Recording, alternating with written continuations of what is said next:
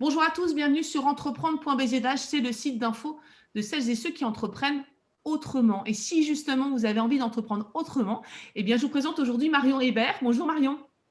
Bonjour à tous. Donc tu représentes l'association Codico à Rennes.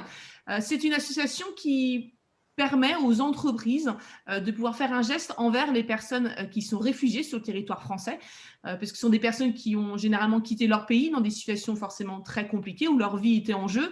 Et puis souvent, elles ont des difficultés à trouver un emploi. C'est un peu la double peine. Et chez Codico, vous essayez de répondre à ça. Exactement. Codico est une association qui vise à favoriser leur intégration professionnelle via un co-training. Donc, on travaille en collaboration avec des entreprises et des salariés et toutes les associations du territoire. Et justement, l'idée, c'est que ces personnes, entre guillemets, qui arrivent sur le territoire français, qui ont donc le statut de réfugié, c'est quoi? C'est que les salariés d'une entreprise les accompagnent dans un parcours professionnel? C'est qu'éventuellement, elles intègrent cette entreprise? L'objectif qu'on appelle finalement sortie positive ou vraiment l'impact positif qu'on veut créer, c'est qu'elles obtiennent un emploi en lien avec leur projet professionnel ou une formation qualifiante qui justement leur permettra à terme de mener leur projet professionnel. Voilà un petit peu. Et donc, du coup, tout ça se passe par la transmission de code professionnel, puisque Codico, ça veut dire code en grec. Et donc, c'est vraiment l'objectif derrière, c'est de donner les codes professionnels à ce public réfugié. Et donc, il y a à la fois, je dirais, ce lien, ce co-coaching, comme vous dites, entre le salarié et puis la personne réfugiée. En fait, chacun s'apporte quelque chose, c'est ça?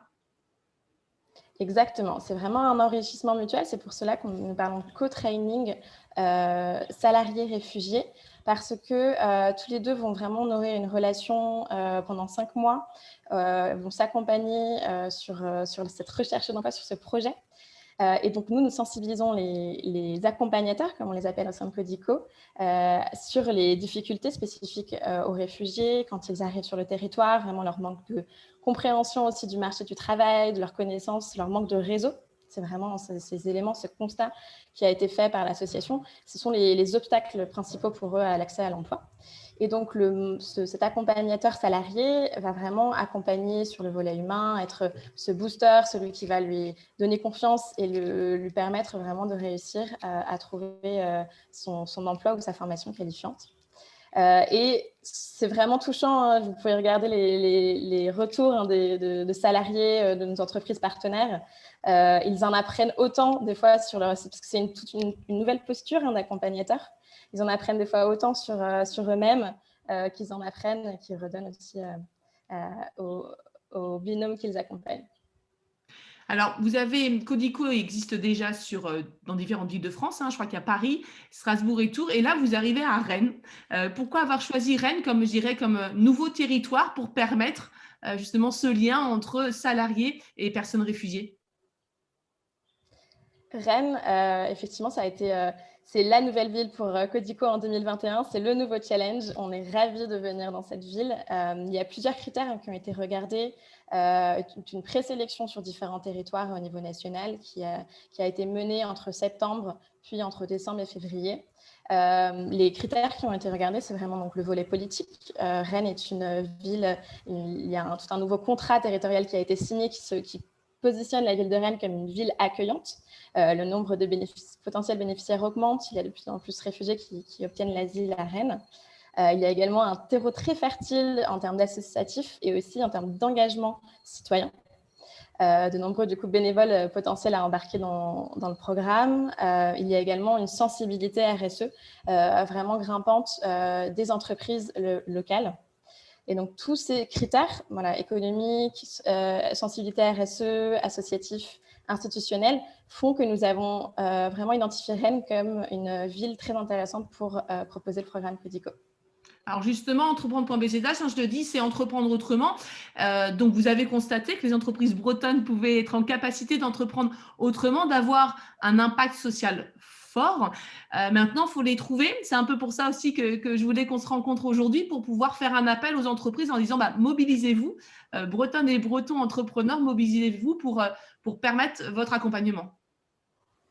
Exactement. Nous recherchons de nombreux partenaires, entreprises qui souhaitent faire partie du programme en termes de mécènes aussi de compétences, qui souhaitent en tout cas nous accompagner. Il y a vraiment différentes modalités de devenir partenaire avec nous. Donc, n'hésitez pas à prendre contact et regarder sur notre site internet toutes ces possibilités.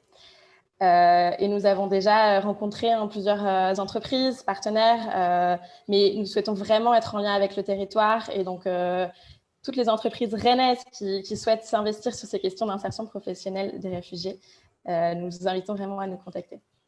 Fort de l'expérience que vous avez eue dans les différentes villes dans lesquelles vous êtes déjà implanté, qu'est-ce qui ressort, je dirais, de fort et de positif dans ces rencontres entre les salariés et les personnes réfugiées?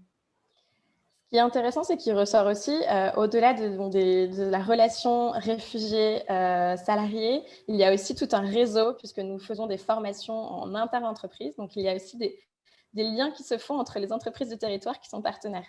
Donc ça, c'est un premier point, c'est du coup du réseau avec des acteurs engagés, d'autres collaborateurs engagés d'autres entreprises qui, des fois, permettent vraiment de créer des liens autres.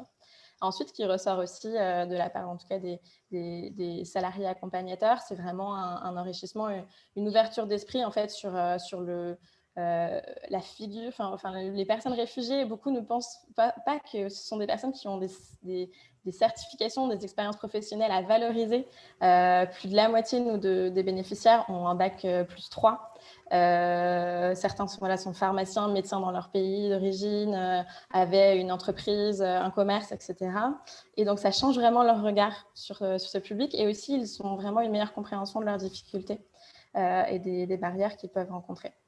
Donc, c'est vraiment une nouvelle sensibilité, un nouveau regard qu'ils peuvent poser sur ces questions.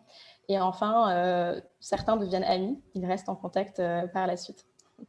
Merci beaucoup Marion et bienvenue en Bretagne. Et voilà, on espère que les entreprises rennaises auront compris qu'on a besoin de vous pour vous mobiliser, pour faire partie du programme de Codico. Merci beaucoup Marion. Merci à vous pour l'invitation. J'avais l'impression que je ne l'avais finalement pas aidée, qu'elle avait déjà les clés, mais elle m'a dit « tu m'as redonné espoir ». Et je pense que c'est aussi important que donner les clés administratives. Vous savez, ça fait du bien de savoir qu'il y a des personnes qui pensent à vous, qui sont inquiets pour vous. Et tout ça, ça change beaucoup de choses. Je trouve que la formule que propose Codico, elle peut allier un travail et un engagement. C'est sur le temps de travail professionnel. Moi, j'étais très fière que, par exemple, que ma société ait pu m'offrir l'opportunité d'avoir cet engagement. On est deux personnes qui se sont rencontrées, appréciées, et ça me fait toujours plaisir de voir Fatoumata. Oui, pareil.